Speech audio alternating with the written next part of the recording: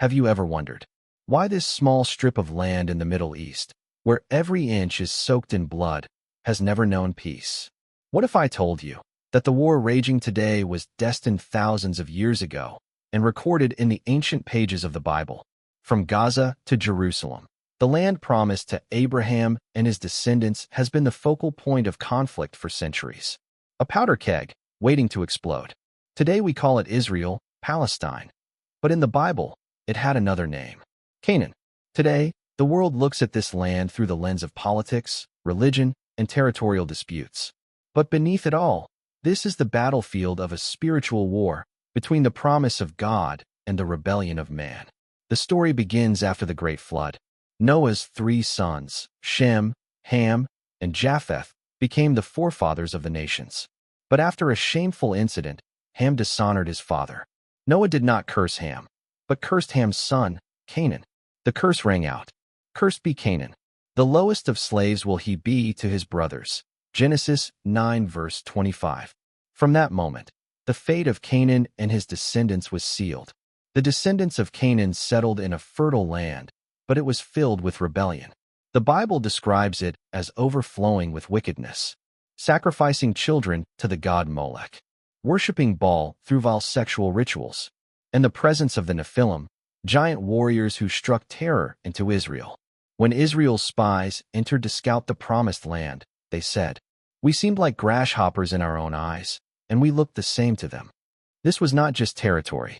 It was a stronghold of darkness.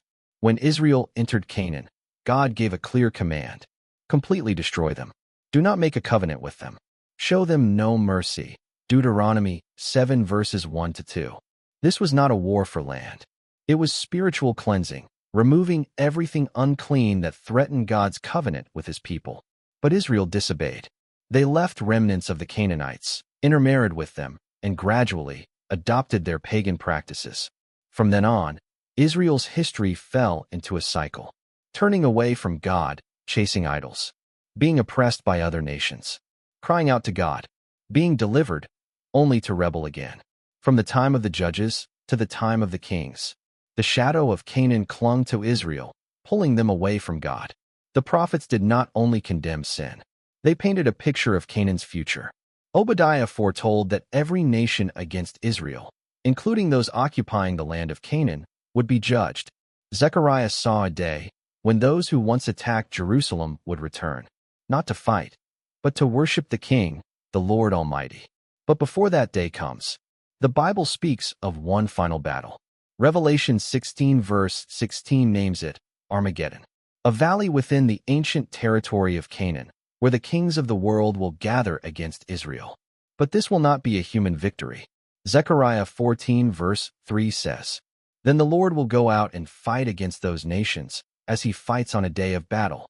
In that moment, the land once filled with blood and sin will witness the ultimate spiritual victory. Jesus Christ will return, establish his eternal kingdom, and peace will flow. The story of Canaan is not just ancient history, not just crumbling walls or archaeological ruins. It is a reminder that the conflict in the Middle East today is part of a prophetic plan written thousands of years ago, a plan that will not end with a peace treaty, but with the return of the King of Heaven.